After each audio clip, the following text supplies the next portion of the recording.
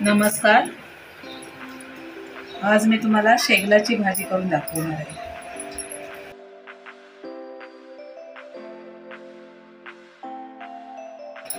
इथे बघा मी शेगलाची भाजी घेतली, मोठी एक जुडी. छान अशी बाजारात आपल्याला कोवळी भाजी मिळते बघा. अशा प्रकारे असते शेगलाची भाजी. याला शेवग्याची भाजी पण शेवग्याची भाजी बोलतात, कोण शेगलाची भाजी बोलतात. आम्ही याला शेगलाचीच भाजी बोलतो आमच्या कोकणी पद्धतीत. अशा प्रकारे असते. ज्या शेंगा येतात ना त्याच झाडाचा हा पाला आहे. बाजारात ते शेवग्याच्या शेंगा म्हणून येतात ना, त्या ह्या झाडाच्या शेंगा असतात, त्याचीच ही भाजी आहे. तर आपण ही साफ कशी करायची ते मी तुम्हाला दाखवते. आता ह्या फांद्या अशा आहेत, तर आपल्याला ह्याची फक्त कोवळी कोवळी पानं काढून घ्यायची अशी ओढून. जाड पानं जास्त जून असली तर आपल्याला घ्यायची नाही, नाही ती भाजी एकदम तोंडात फिरल्यासारखी चोत्यासारखी लागणार. ह्याच्यामध्ये पण आपल्याला कुठं जाड पान वाटलं तर जास्त जून असली तर घ्यायची नाही. चेक करूनच पानं त्याची काढून घ्यायची. असे ओढायचे फक्त त्यांना, म्हणजे ते आपणच.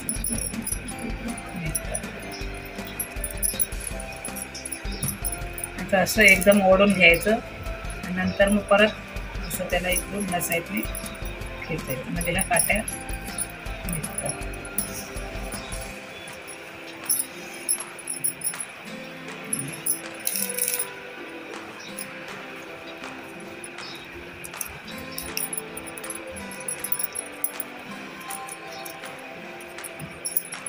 काट्या घ्यायच्याच नाही आपल्याला, तर ते दाताखाली एकदम कचकच लागणार. फक्त त्याची पानंच घ्यायचे आपल्याला. अशी साफ करायला एकदम सोपी आहे, त्याच्यात काय जास्त मेहनत करायची गरज नाही.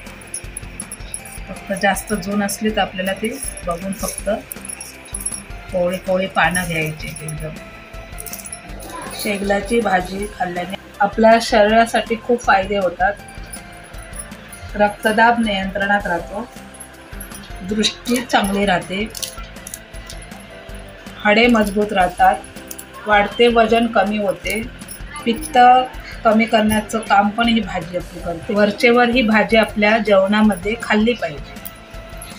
इथे मी शेगलाची भाजी ही साफ करून 2 ते 3 वेळा पाण्याने स्वच्छ धुवून अशी बघा पाणी नितळून बारीक चिरून घेतले. आता आपण ह्याला फोडणी करून घेऊया. आता फोडणीसाठी घेतलेलं मी साहित्य दाखवते. इथे मोठे 3 कांदे घेतले. ह्याच्यात कांद्याचा वापर जास्त करायचा, आपल्याला पाण्याचा वापर करायचा नाही, म्हणजे ती भाजी आपली कांद्याच्या पाणी सुटणार, त्याच्यामध्ये ती शिजून तयार होणार. इथे कांदे मोठे घेतले 3 बारीक चिरून घेतलेत. 5 ते 6 हिरव्या मिरच्या आणि इथं 8 ते 10 लसूण पाकळ्या अशा ठेचून घेतलेत.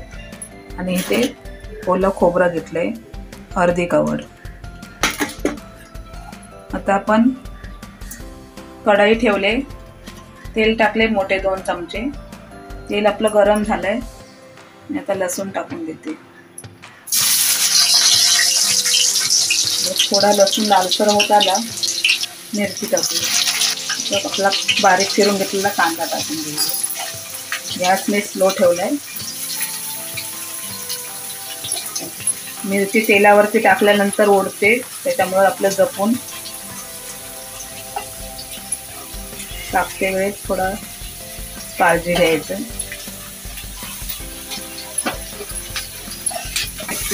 थोडा गॅस मिडियम केलाय 5 पेक्षा. छान असा कांदा थोडा आपल्याला नरम करून घ्यायचा. लाल नाही करायचं, फक्त नरम करायचं 2 ते 3 मिनटं. इथे कांदा मी 2 मिनटं तेलावरती छान असा नरम करून घेतलाय. आता आपण बारीक चिरून ठेवलेली भाजी घालून घेऊया.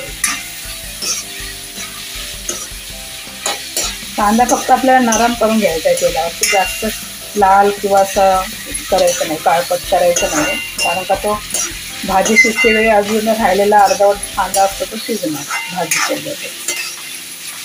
म्हणून फक्त नरम करून घ्यायचं आहे 2 मिनिटं. आता आपण ही बारीक चिरून ठेवलेली भाजी काढून घेऊया.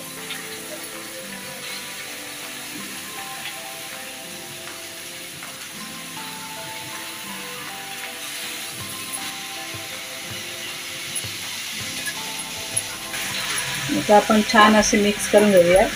गॅस मी परत स्लो केला आहे पूर्ण. आता आपली भाजी करपू शकते, कारण का आपल्याला इथं पाण्याचा वापर करायचा नाही आहे. जे कांद्याचं पाणी आणि आपल्या भाजीला जे सुटेल ते स्वतःचं पाणी, त्याच्यामध्येच भाजी आपली छान अशी शिजवून घ्यायची आपल्याला. झाकण ठेवून त्याच्यामध्ये थोडा कांद्याचा वापर जास्त करायचा. म्हणजे ही भाजी कशी इतर आपल्या पालेभाज्यांपेक्षा शिजायला कडक असते. त्याचे पानं नरम नसतात, थोडे कडक असतात, म्हणून थोडा कांद्याचा वापर जास्त करायचा. म्हणजे ते कांद्यामध्ये ती छान शिजून येते. इथे मी भाजी कांद्यामध्ये 2 ते 3 मिनटं छान असे मिक्स करून घेतले. आता मी चवीनुसार मीठ टाकून घेते. जशी आपली भाजी असेल त्याप्रमाणे आपल्याला मीठ टाकायचं अंदाजाप्रमाणे. आणि भाजी पालेभाजीमध्ये ही जास्त कमी होत नाही. इतर भाज्या कशा आपल्या दिसायला भरपूर दिसतात आणि शिजल्यानंतर कमी होतं प्रमाण त्याचं, तसं हे भाजीचं प्रमाण जास्त असं कमी नाही होत, झालं तरी थोडंफार कमी होतं. त्यामुळं आपलं मीठ तुमच्या अंदाजानुसार चवीप्रमाणे टाकून आपण मीठ टाकून घेतलं. परत एकदा मी छान अशी मिक्स करून घेते. तर मी झाकून ठेवते आणि 10 ते 15 मिनिटासाठी छान असे शिजवून घेते. मध्ये मध्ये झाकण काढून बघायचं आपण, कारण का आपल्या भाजीमध्ये पाणी नाही. पण 10 ते 15 मिनिटं त्याला शिजायला लागतं, कारण का त्याची पानं थोडी कडक असतात. तर एखाद्या वेळी भाजी आपल्याला जून भेटली तर थोडा वेळ लागतो. जर आपली भाजीची पानं कवळी असतील तर आपल्याला 10 ते 12 मिनिटांमध्ये पण आपली भाजी तयार होऊ शकते. त्यानुसार आपण लक्ष देऊन आपली भाजी करपून घेऊ. इथे आपले 5 मिनिटं झालेत. मी झाकण काढून बघते आपली भाजी. गॅस आपला स्लोच ठेवायचा आहे. परतून घेऊया एकदम. इथे मी परतून घेतले. परत आता झाकण लावूया. अजून आपल्याला 5 मिनिटं शिजवून. ते आपले झाकण मारून परत 5 मिनिटं झाले. परत झाकण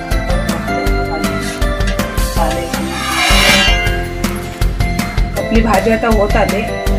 त्याच्यामध्ये आपण हे ओलं खोबरं जे किसून ठेवलंय ते घालून घेऊ. त्याच्यामध्ये थोडा खोबऱ्याचा वापर थोडासा दुसऱ्या भाज्यांपेक्षा थोडंसं जास्त करायचं.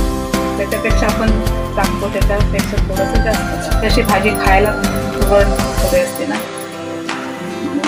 थोडा खोबऱ्याचा, कांद्याचा, लसणीचा असा फ्लेवर त्याच्यामध्ये छान लागतो.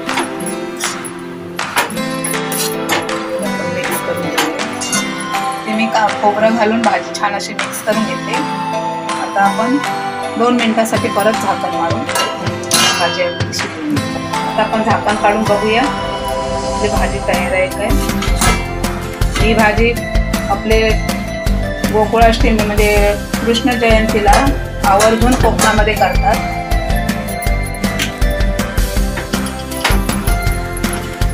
अशी पारंपरिक ही भाजी आपली कोकणी पद्धतीची तयार झाली बघा.